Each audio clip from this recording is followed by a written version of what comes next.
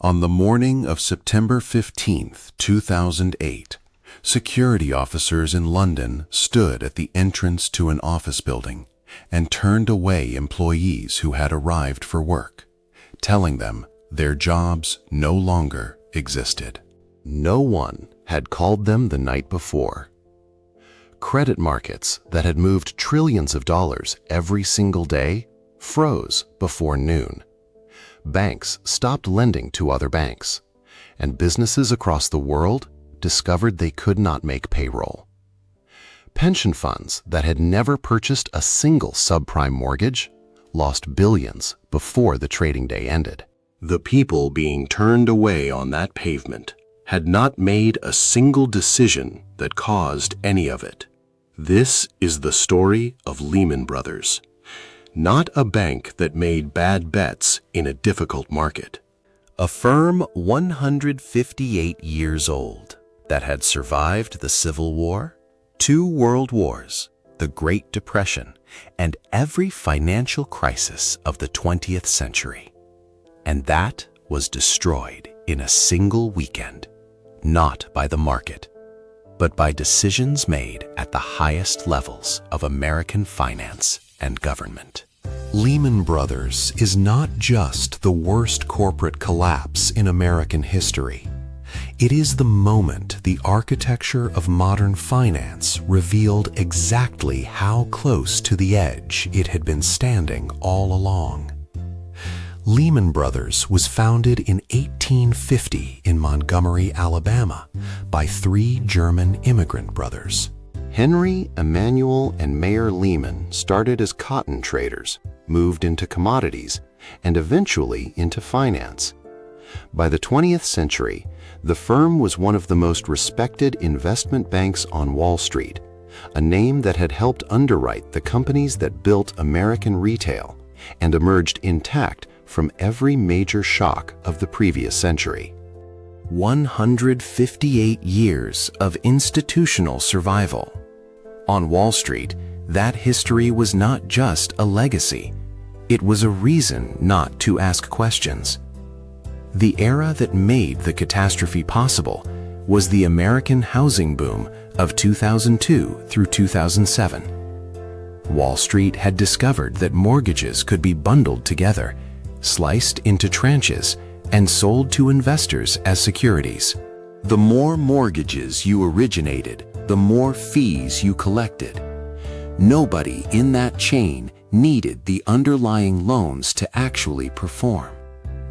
Lehman became one of the most aggressive packagers of mortgage-backed securities in the world, building real estate exposure that made its competitors anxious and its executives extraordinarily wealthy.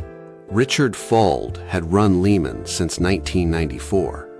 On Wall Street, he was known as the gorilla, combative, loyal to those around him who never said no, and contemptuous of caution.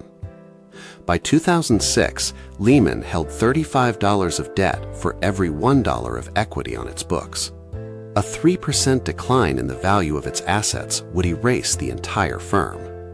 Fuld knew that number, built the positions anyway, and that single decision would set everything that followed into motion. Fuld built a culture that rewarded aggression and treated risk management as an obstacle to growth. Executives who raised concerns about the firm's real estate exposure were moved sideways or out entirely. The people who advanced inside Lehman were the ones who pushed harder, not the ones who asked harder questions. By 2007, the firm held $30 billion in commercial real estate positions that its own analysts had flagged as overvalued. The warning system had been populated by the people most motivated to ignore it. To understand what Lehman actually did, you need to understand one transaction. It was called Repo 105. In standard banking, a repurchase agreement is a short-term borrowing arrangement where a firm temporarily sells assets and agrees to buy them back. Routine practice across the industry. Repo 105 was different. Lehman used it specifically at the end of each financial quarter to move billions of dollars of assets off its balance sheet, file its quarterly report showing a healthier position than actually existed, and then quietly bring those assets back once the deadline had passed. Picture this. You carry $50,000 in credit card debt.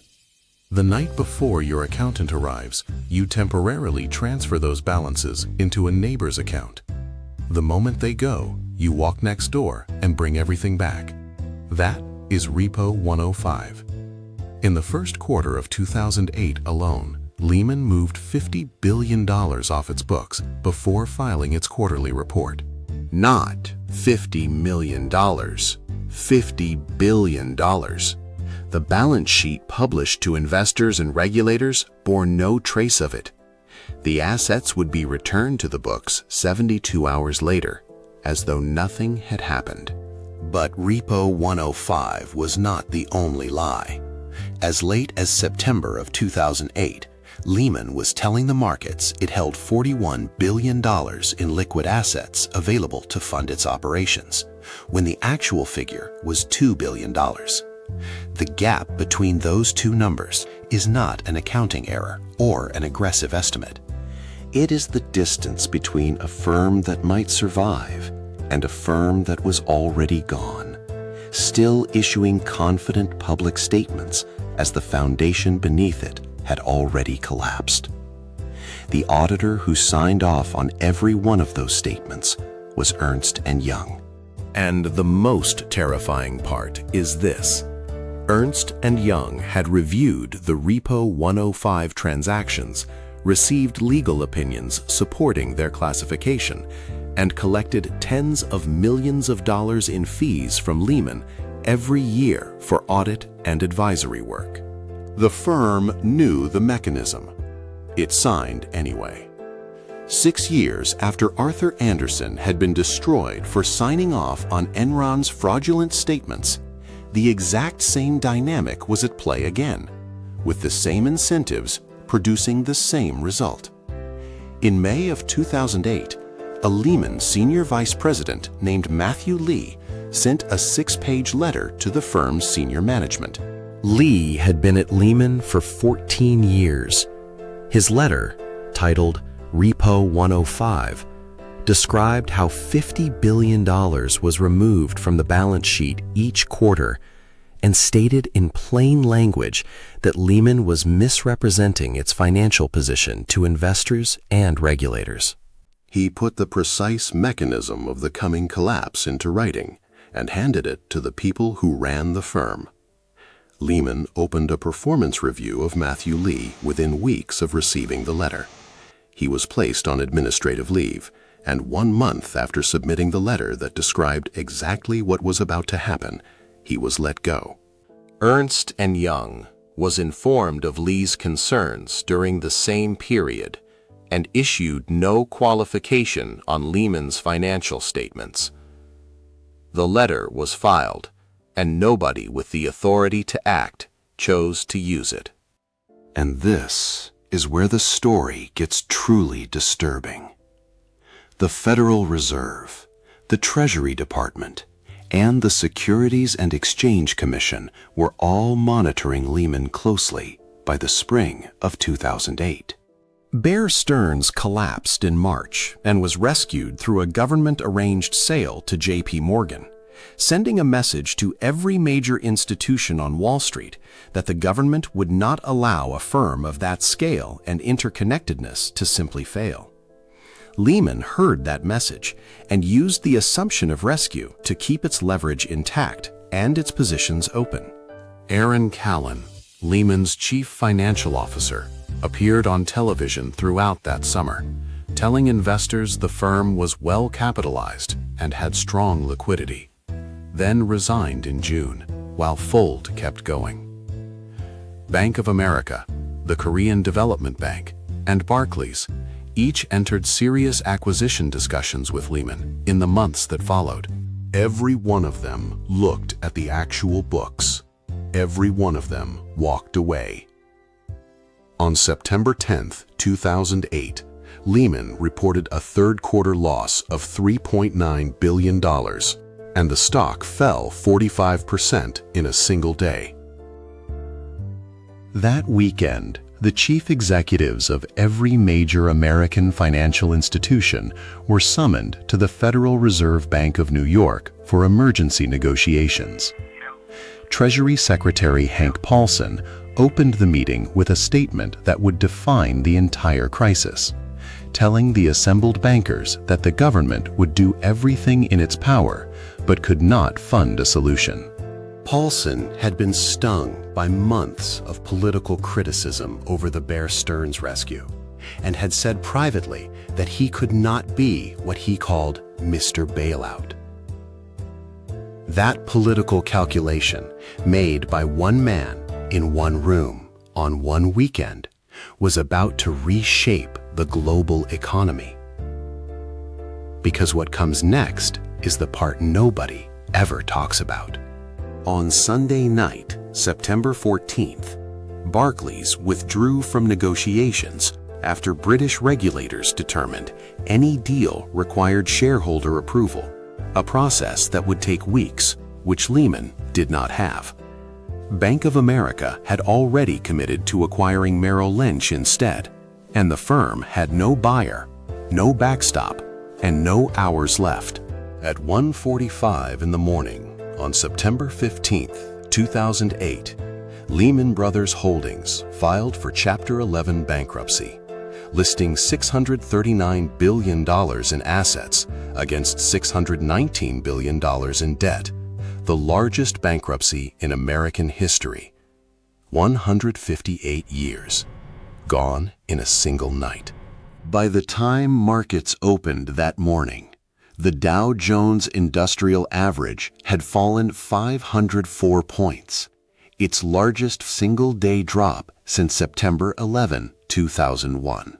The following day, the Reserve Primary Fund, one of the oldest and most trusted money market funds in the United States, announced that it held $785 million in Lehman commercial paper, and that its share price had dropped to 97 cents, an event known as breaking the buck. Money market funds are where ordinary Americans, small businesses, and retirees keep cash they consider as safe as a bank account. The Reserve Primary announcement triggered a panic that moved within 72 hours from Wall Street to the savings of people who had never heard of Lehman Brothers. On September 17th, investors pulled a record $196 billion out of money market funds in a single day. If that run had continued for another week, companies across America would have been unable to meet payroll. Shippers could not have paid for fuel. Grocery chains could not have restocked shelves, and the financial system would have come within days of a complete stop. Richard Fuld testified before the House Committee on Oversight and Government Reform in October of 2008, when Congressman Henry Waxman asked him directly whether he considered it acceptable to have received $500 million in compensation while the firm was building toward collapse. Fuld disputed the figure, though subsequent investigation established the total at approximately $466 million between 2002 and 2007. He testified calmly. He expressed regret. No criminal charges were ever filed. Stop for a moment and think about what that outcome represents for everyone who lost something in the collapse. In 2010, bankruptcy examiner Anton Velakis delivered a 2,200-page report documenting Repo 105 in forensic detail, naming the executives involved and concluding that colorable legal claims of fraud existed against Fuld and other senior officers. The report was delivered to federal prosecutors at the Department of Justice. In 2012, the DOJ closed its investigation without bringing charges against anyone. Richard Fuld started a new investment advisory firm and continues to operate in finance today.